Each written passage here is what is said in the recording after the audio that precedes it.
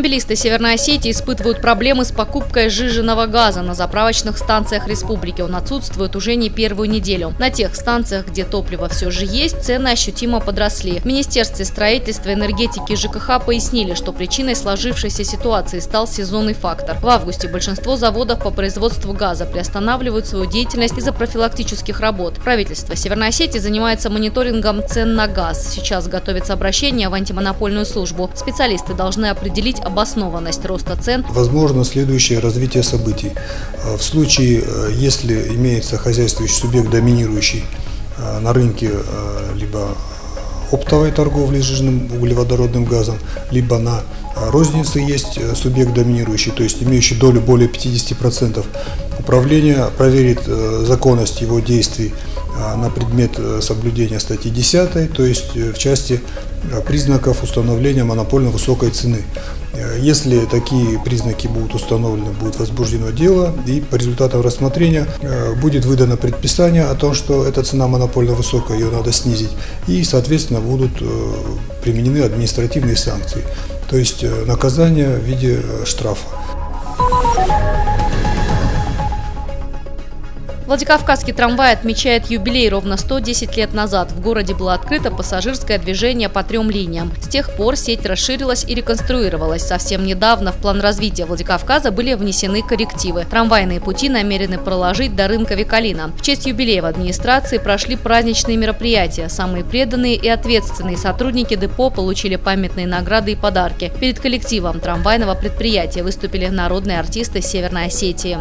Трамвай должен быть в нашем любимом городе, трамваю быть в будущем здесь. Что касается конкретных шагов, это, естественно, будет продолжена работа по капитальным ремонтам трамвайных путей и инфраструктуры предприятия. Недавно, не так давно было озвучено главой города, что новый участок по продлению трамвайных путей внесен в генеральный план застройки города. Это имеется в виду район рынка Викалина. На дорожных участках возле образовательных учреждений установят специальные знаки и ограждения. Металлические перила закроют школьникам прямой выход на дорогу. Новые знаки будут иметь особую желтую расцветку, которая привлечет внимание водителей. Дорожная разметка около школ также будет в сочетании желтого и белого цветов. Нововведения в первую очередь связаны с увеличением количества ДТП с летальным исходом на дорогах республики. С начала этого года уже погибло 78 человек. Всего же зафиксировано более 400 дорожно-транспортных происшествий. У образовательных учреждений делают перильные ограждения.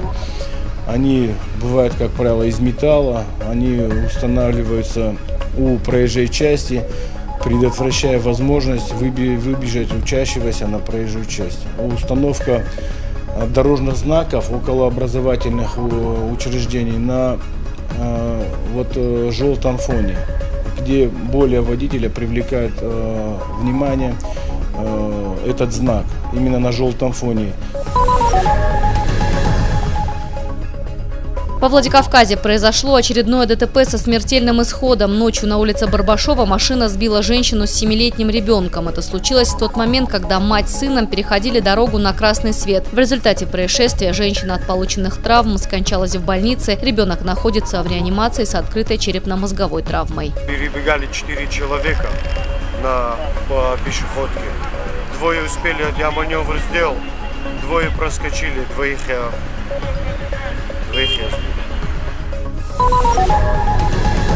сбил.